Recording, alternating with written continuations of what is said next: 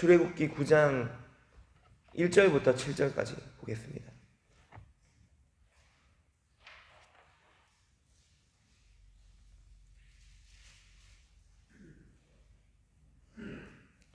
(9장 1절부터 7절까지) 교독하고 마지막 절 같이 읽겠습니다. 여호와께서 모세에게 이르시되 바로에게 들어가서 그에게 이르라. 히브리 사람의 하나님 여호와께서 말씀하시기를 내 백성을 보내라. 그들이 나를 섬길 것이니라. 여호와의 손이 들에 있는 내 가축 곧 말과 나귀와 낙타와 소와 양에게 더하리니 심한 돌림병이 있을 것이며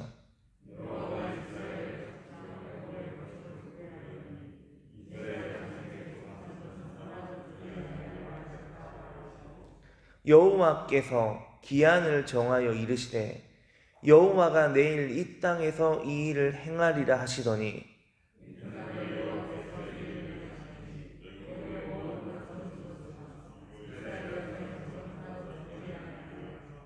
바로가 사람을 보내어 본즉 이스라엘의 가축은 하나도 죽지 아니하였더라. 그러나 바로의 마음이 완강하여 백성을 보내지 아니하니라. 아멘. 자, 오늘은 애굽에게 내려진 5번째 재앙, 가축에게 내린 돌림병을 살펴보겠습니다.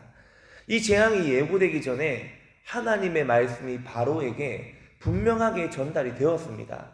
1절에 보면 여호와께서 모세에게 이르시되 바로에게 들어가서 그에게 이르라. 히브리 사람의 하나님 여호와께서 말씀하시기를 내 백성을 보내라. 그들이 나를 섬길 것이니라. 자, 내 백성을 보내라. 그들이 나를 섬길 것이니라 라고 하나님의 말씀이 바로에게 전달이 되었습니다. 그리고 만약에 너가 그렇게 하지 않으면 어떻게 된다고 했습니까? 3절입니다. 우리 3절 같이 읽겠습니다. 여호와의 손이 들에 있는 내 가축 곧 말과 나귀와 낙타와 소와 양에게 더하리니 심한 돌림병이 있을 것이며. 아멘. 이 돌림병으로 번역된 이 재앙은 가축들에게 내려질 역병 곧 전염병을 말합니다. 그동안 애굽에는 4번의 재앙이 있었습니다. 첫 번째는 물이 피로 변하는 재앙, 피재앙이 있었고, 2번째는 개구리 재앙, 3번째는 티끌이 이가 되는 재앙, 4번째는 파리 재앙입니다. 이 파리 재앙을 시작으로 하나님이 애굽 사람들과 이스라엘 백성의 고통을 구별해 주시기 시작했습니다. 이 3번째 재앙까지는 이스라엘 백성들도 함께 겪었고 4번째 재앙부터는 피하게 해주셨는데, 이 재앙들을 겪으면서 이스라엘 백성들도 그리고 애굽 사람들도 하나님에 대해서 조금씩 알아가게 됩니다. 하나님이 어떤 분이신지를 몸으로 직접 경험하면서 알게 된 것입니다. 이스라엘 백성들은 무엇보다 재앙을 통해 하나님이 말씀하시면 그대로 이루어진다는 것을 배웠습니다. 5번째 재앙은 애굽 사람들이 가장 소중하게 여기는 가축에게 내려졌습니다.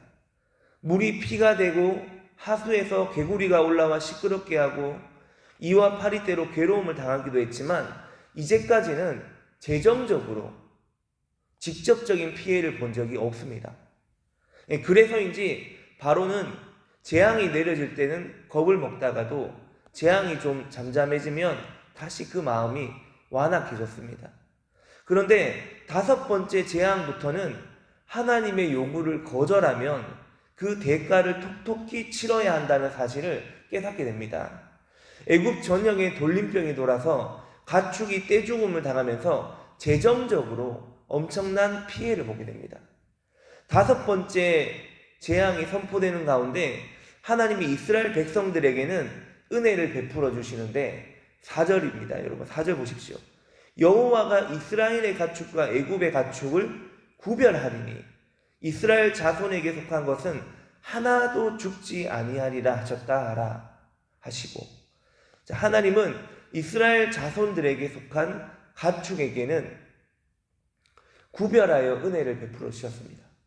여기서 우리는 또 한 번 소속이 중요하다는 것을 느낄 수 있습니다. 이 사람이든 짐승이든 어디에 속해 있는지는 정말 중요한 것입니다. 오직 하나님께 속할 때만이 재앙을 피할 수 있는 은혜를 입을 수 있었습니다. 오늘 본문 1절에서 7절은 하나님께 속한 자들에게만 보호하시는 하나님의 은혜를 소개하고 있습니다. 하나님께 속한 이스라엘 백성에게는 일방적인 은혜를 베풀어 주셨습니다. 이스라엘 백성이 입은 이 은혜는 오늘 우리 그리스도인들이 동일하게 누리는 축복입니다. 다시 말하면 내가 하나님을 택한 것이 아니라 하나님이 나를 일방적으로 태초에 택하사 자녀 삼아 주신 은혜입니다. 내가 알지 못할 때 하나님이 나를 먼저 아셨고, 내가 하나님을 싫다 하여도 하나님은 나를 변함없이 품어주셨습니다. 이처럼 우리가 입은 은혜는 조건부 은혜가 아니고 일방적으로 주어진 하나님의 선물입니다. 그리고 본문 5절에 보면 여호와께서 기한을 정하여 이르시되 여호와가 내일 이 땅에서 이 일을 행하리라 하시더니, 진노 중에라도 은혜 베풀기를 원하시는 하나님이 재앙을 행할 시간을 미리 알려주십니다. 하나님은 애굽 사람들이라고 해서 무작정 심판하지 않습니다. 재앙의 한계를 정하고 또한 피할 길을 미리 준비해 주셨습니다. 하나님이 내일이라는 시간까지 피할 시간을 주신 이유는 그들이 하나님의 말씀을 듣는지 안 듣는지를 시험하기 위함입니다. 예수님이 이 땅에 다시 재림하시는 그날도 마찬가지입니다. 마태복음 24장 25절에 보면 보라, 내가 너희에게 미리 말하였노라. 미리 말씀하시고 예수님이 이 땅에 다시 왕으로 오신다는 것입니다. 여러분, 미리 말씀하시는 이유가 무엇일까요? 그것이 심판이 아니라는 것입니다. 미리 깨닫고 회개하고 돌이키고 준비하고 있으라는 하나님의 경종인 것입니다. 이스라엘 백성들은 지난 4번의 재앙으로 여호와 하나님이 말씀하시면 그대로 이루어진다는 것을 이미 경험했습니다. 그러나 바로와 애굽 사람들은 하나님이 베푸신 은혜의 기회를 스스로 버려버렸습니다. 하나님이 주신 경고의 말씀을 가볍게 듣고 모른 채 하다가 결국 큰 대가를 치르고 말았습니다. 하나님이 베푸시는 은혜를 순종하고 받으면 되는데 어리석은 사람들은 그 은혜를 무시하고 거절해버립니다. 이와는 반대로 민수기 21장에 보면 재미난 이야기가 나오는데 이스라엘 백성들이 도리어 광야에서 하나님이 내려주신 만나를 가볍게 여기다가 급기야 원망과 불평을 쏟아낼 때 불배 심판을 받은 내용이 기록되어 있습니다. 민수기 21장 5절에 보면 백성이 하나님과 모세를 향하여 원망하되 어찌하여 우리를 애굽에서 인도해내어 이 광야에서 죽게 하는가? 이곳에는 먹을 것도 없고 물도 없도다. 우리 마음이 이 하찮은 음식을 싫어하노라 하며, 이스라엘 백성은 하나님이 내려주신 만나를 보고 처음에는 감동을 받았습니다. 꿀 섞인 과자와 같이 너무 맛있다고 그렇게 고백했습니다. 하지만 얼마 지나지 않아 그것을 하찮은 것으로 여기고 말았습니다. 왜 그랬을까요? 하나님의 은혜를 잊어버린 것입니다. 구름기둥, 불기둥의 은혜가 있었지만, 홍해 바다까지 건너게 되는 은혜가 있었지만 전무후무한 하나님의 은혜를 잊어버렸습니다. 여러분, 아무리 여러분 눈앞에 놀라운 기적이 일어난다 하더라도 시간이 지나서 그때 베풀어 주신 하나님의 은혜를 망각하면 우리도 광야에서 멸망당한 이스라엘 백성들과 50보 100보입니다. 오늘 본문에 나오는 애굽 사람들과 별반 다를 게 없습니다. 하나님이 하시는 일을 쭉 봐왔지만 하나님을 믿지 않는 우를 범하게 됩니다. 오늘 우리는 하나님의 은혜를 잘 간직할 수 있기를 원합니다. 그런데 오늘 본문이 말하고 있는 것 중에 또 한 가지는 은혜를 받아야 할 때 거절하는 사람은 이전보다 더 악해진다는 것입니다. 본문 7절입니다. 우리 같이 읽겠습니다. 바로가 사람을 보내어 본즉 이스라엘의 가축은 하나도 죽지 아니하였더라. 그러나 바로의 마음이 완강하여 백성을 보내지 아니하니라. 아멘. 이 하나님의 심판 앞에 바로가 바로 항복하면 되는데 이름이 바로지 않습니까? 바로 항복하면 되는데 바로는 그렇게 하지 않았습니다. 그는 사람을 보내 이스라엘 사람들이 어떻게 되었는지 알아보도록 했습니다. 알아보니까 이스라엘은 여호와의 은혜를 입어서 재앙을 면한 것입니다. 바로는 하나님 말씀대로 이루어진 것을 확인했고 하나님께 은혜를 입은 사람들을 눈으로 봤습니다.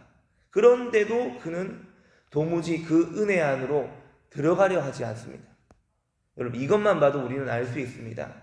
이 하나님이 바로에게 은혜를 베풀지 않으신 게 아니라 바로 자신이 거절했다는 것입니다. 하나님의 역사를 목격하고도 받아들이지 않는 바로는 마음이 더 완악해지고 말았습니다. 사람이 고난을 겪고 재앙을 당한다고 해서 다 하나님께 승복하는 게 아닙니다. 하나님의 진노를 경험했다고 해서 모든 사람이 하나님의 은혜 안으로 들어가는 것도 아닙니다. 하나님을 알고 하나님을 믿는 은혜는 아무나 누리지 못하는 축복인 것입니다. 안타깝게도 바로는 하나님의 은혜를 직접 보았음에도 불구하고 거절함으로써 더욱 완악해졌습니다. 그 마음을 마귀에게 빼앗겼기 때문입니다. 잠언 4장 23절에 모든 지킬 만한 것 중에 더욱 내 마음을 지키라. 생명의 근원이 이에서 남이니라. 바로는 마음을 지키지 못했습니다. 오히려 그 마음이 7절 하반절에 더 완강해졌다고 합니다. 결국 그 완강해진 마음이 10번째 재앙까지 갈 수밖에 없는 심판의 부메랑이 된 것입니다. 여러분, 마음을 부드럽게 하여 하나님이 은혜를 주실 때 그 은혜를 깨달아 알고 누릴 수 있기를 축원합니다. 마음이 완고해지면 안 됩니다. 하나님의 은혜가 늘 저와 여러분의 삶 가운데 항상 머물러 있게 되기를 축원합니다. 기도하겠습니다. 하나님 감사합니다. 오늘 이 새벽에 이 말씀으로 우리 자신을 돌아보기를 원합니다. 바로는 어리석었습니다. 하나님이 주신 은혜의 기회를 스스로 저버렸습니다. 하나님, 어쩌면 이 바로의 상태가 우리의 상태는 아닌지 돌아보기를 원합니다. 우리 마음이 바로와 같이 완악해지지 않고 하나님이 은혜를 주실 때 부드러운 마음으로 하나님의 은혜를 마음에 새기게 하여 주십시오. 철을 따라 때를 따라 우리에게 은혜를 베풀고자 하시는 그 하나님의 마음을 알아 늘 말씀에 순복하며 하나님의 뜻을 쫓아 살아가는 우리 모두가 되게 하여 주옵소서. 하나님, 코로나 4차 유행이 온다고 하여 세상이 뒤숭숭합니다. 세상은 정말 한 치 앞도 알 수 없는 어둠의 터널이고 우리는 그곳을 지나고 있습니다. 하지만 그 어두운 터널도 주님과 동행하면 밝은 터널이 되는 줄로 믿습니다. 주님이 미리 말씀해 주시고 미리 준비하면 우리는 두려울 것이 없습니다. 주님, 우리가 새벽에 주님께 머리를 조아리며 부르짖을 때마다 우리에게 미리 말씀해 주셔서 매사에 하나님의 은혜를 덧입게 하여 주시옵소서. 하나님, 이번 주 토요일은 특별히 8시간 연속 예배가 있습니다.